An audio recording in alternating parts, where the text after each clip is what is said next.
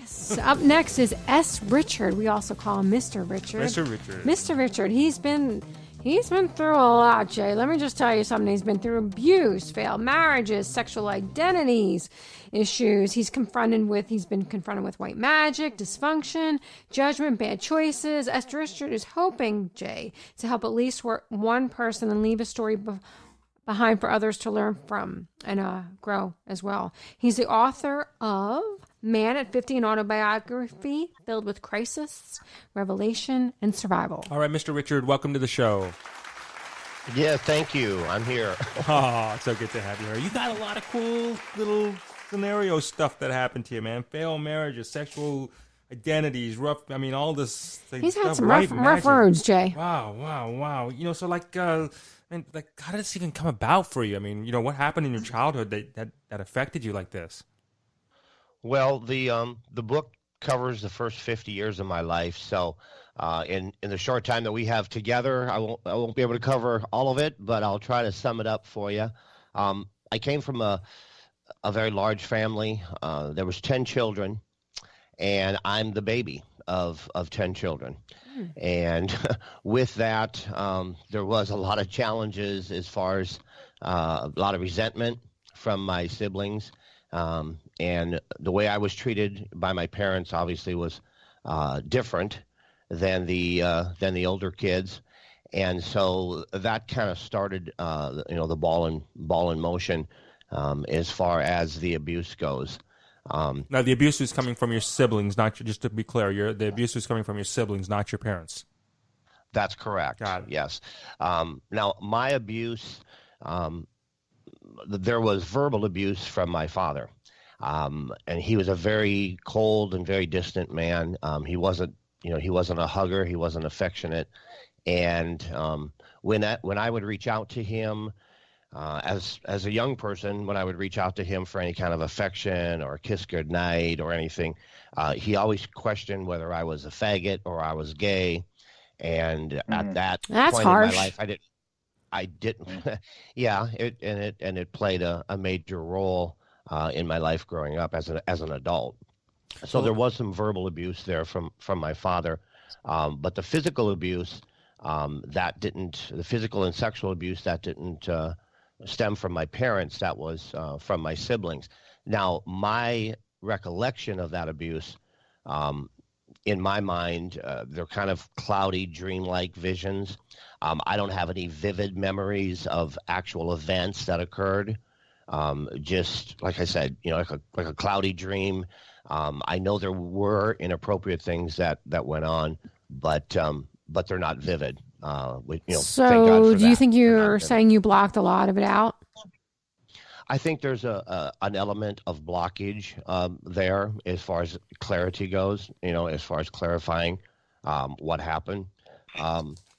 As I got older, there were stories and accusations, and there was sexual misconduct that was experienced by my other siblings, perpetrated by older siblings, and those stories came out as. All right, let's be clear about that. When you say perpetrated, when you say perpetrated by older siblings, were they diddling with you? Were they diddling with you? Is that what was happening?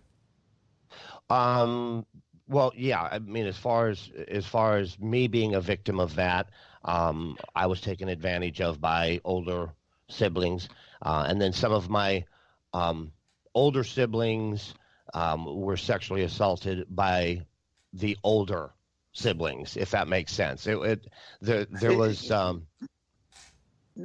Richard, I just want to jump in here. So, what kind of community where you raised in? Was it a small community? It was another place other than America. Where did you grow up? Well, basically, I was born in North Dakota, and I lived most of my life in Wisconsin.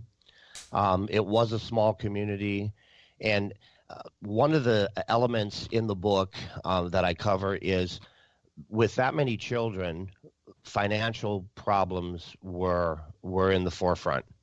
That was a daily thing, to try to provide for that many children. And one of the things that led to the inappropriate behavior is the kids had to share beds, and the boys and girls slept in the same beds because there wasn't enough beds. That's trouble right And- there. And so That's there like big was- warning sign. And there was 10 of you, right? Correct. Now, not all 10 were, at home at the same time, because the oldest kids, they had went on, to start their own lives. But there was a point where there was probably 6 to 7 living in the home at the same time. Did your parents ever know? Did anyone? That it wasn't spoken of. It wasn't brought up until later. Was it your wasn't brought brothers up or your until- sisters? Based on the account, based on the stories that I heard, for me, my abuse was with my sisters, but one of my sisters was abused by one of my older brothers. So your older brother abused your older sister, and your older sister ended up abusing you. So it just Right. kind of went downhill from there, right?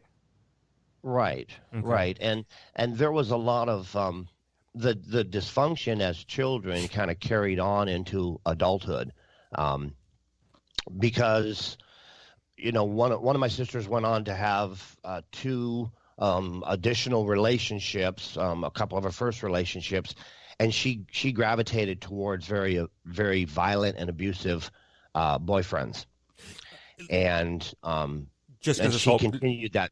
because of this whole continued process. that pattern. And she has that pattern. So let's talk about the sexual identities. When you talk about that in your description that April was mentioning at the beginning of the show, was it that you had conflicting views of your sexual identity, or what was, put that in context for us if you could. Right. Okay. Well, in the book, the main character Robert is me, and just to kind of put a perspective on it, Robert is the main character in the book, and when he was always looking, for his identity and for validation from my father. Okay, and he questioned his sexual identity, and when I moved out, I went kind of overboard with the sexual exploration, because for me that was a way to prove my masculinity. But when I went overboard in the sexual exploration and I sought that out, I equated sex with love. And so every time that I was in a sexual encounter, as a young adult, and then into my 20s, when I joined the military, I sought out sex because that represented love to me. And so, so from that point, I kind of got into situations where I chose the wrong person to be with. I sought out mother figures. I had a really great relationship with my mother, and I sought out older women to be with as a mother figure. Did you ever confront your mother in your adult years that any of this ever happened? No, I did not. How do your siblings feel about it now? Feel about The book, my story or their stories? Yep. Well, I've only shared the book with one of my siblings. My older sister, her and I share a birth date, and we were born on the same day, but 17 years apart. Oh wow! And so we are pretty much twins. We are akin to twins. I mean, we've always been very, very close. And she actually is the one that named me, because after 10 kids, my parents ran out of names. Oh. And so they turned to her and said, "You name him," because we don't know what to call him. And so she was the one that gave me my name. And I really haven't shared it with a lot of my family. It's my story, not necessarily theirs. Do you see them still? Do you still see your family or any of them? I mean, is there any type of birthday, holiday gatherings or anything of that you all get together, or a good party you get together? Or are you completely all separate?